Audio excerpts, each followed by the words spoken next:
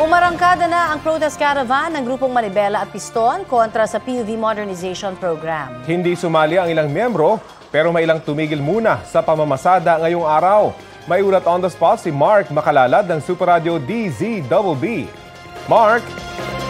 Rafi, ilang miyembro ng Manibela sa ruta ng San Juan Divisoria ang nagtigil pasada ngayong araw. Kanina, nagsimulang gumrahe ang ilang driver na miyembro ng Manibela sa ruta ng San Juan Divisoria. Sa pag-ikot ng Super Radio DZBB, naabutan namin ng ilang mga tsuper sa bahagi ng Domingo na nagkukumpulan at nagkakape. Kwento nila, namumroblema sila sa kanilang sasapitin pagkatapos ng Enero dahil maituturing silang kolorum. Hindi kasi sila nakasali sa kooperatiba na requirements sa PUV modernization.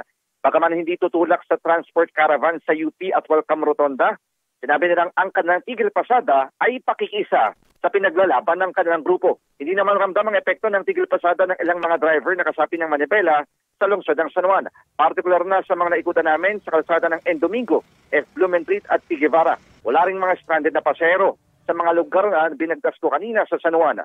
Samantala, naglaan naman ang hindi bababa sa 30 ng mga sasakyan ang Manila Local Government Unit at Manila Police District para umalalay sa mga pasahero kasabay ng transport caravan ngayong araw ng ilang grupong transportasyon. Kasama rito ang nasa 20 e-trike, 8 mobile patrol vehicles ng MPD, 3 pick-up at isang transporter truck ng DRRMO. Hanggang sa ngayon naman ay normal ang biyahe ng mga sasakyan sa Maynila, bagaman may ilang nagtigil pasada na para sumama sa pagkilos ng Manibela at Piston. Kasama sa binabantayan ang magiging epekto sa biyahe mamayang hapon ng pagkilos ng dalawang grupo sa Espanya Boulevard at Mendiola. Balik sa iyo, Rafi. Maraming salamat, Mark Makalalad ng Super Radio DZBB. Shift muna sa online at modular classes ang ilang pamantasan dahil po sa protest caravan ngayong araw. Kabilang po sa mga nag-anunsyo na online classes muna ngayong araw ang De La Salle University Manila Campus, pati na ang Laguna Campus nito, ang Colegio de San Juan de Letran, Far Eastern University Manila at Makati Campuses at National University Manila. Tuloy naman ang regular classes sa University of the East Manila at Caloocan Campus ngayong pong araw. Ayon sa pamunuan ng universidad, hindi mamarkahang absent ang mga estudyanteng maapektuhan ng protest caravan. Update po tayo sa ongoing protest caravan. May ulat on the spot si Joseph Morong. Joseph?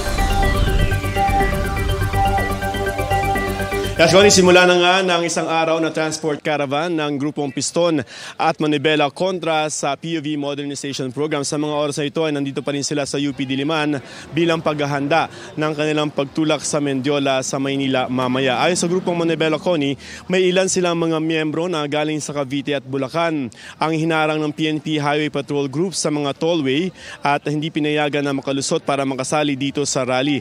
Kinuha raw ang kanilang mga lisensya bagaman hindi hindi sila tiniketan kaya naantala ang ilan sa pagpunta nila dito. Iginiit ng dalawang grupo, Connie, na hilaw pa ang pagpapatupad ng PUV Modernization Program. Hiniling nila sa pamahalaan na suspindihin muna ang pagpapatupad dito. Gusto rin nila na payagan muna pansamantala yung mga provisional authority na sinabi na ng Land Transportation Franchising and Regulatory Board o LTFRB na wala ng bisa simula February 1 kaya ituturing na yung mga hindi nakapag-consolidate ng mga jeep na mga kolorum at posible silang hulihin sa araw na yan. Wala pa naman tugon ang LTFRB sinasagawang kilos protesta ng Manibela at Piston. Samantala, Connie, sa mga oras ito ay naghihintay pa rin yung Manibela sa kanilang mga grupo na galing naman sa Laguna at Batangas na sasali dito sa kilos protesta. Wala pang pahayag ang LTFRB pero sinabi nila kahapon na hindi sila naniniwala na magkakaroon ng hassle o epekto itong transport caravan na ginagawa ng dalawang grupo sa sasakyan o sa supply ng mga sasakyan ngayong araw at hindi mahihirapan ang mga commuter na makakuha ng mga masasakyan dahil sa transport caravan. Connie? Maraming salamat, Joseph Morong.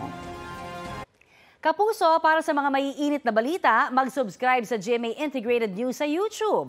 Sa mga kapuso naman abroad, subaybayan nyo kami sa GMA Pinoy TV at sa www.gmanews.tv.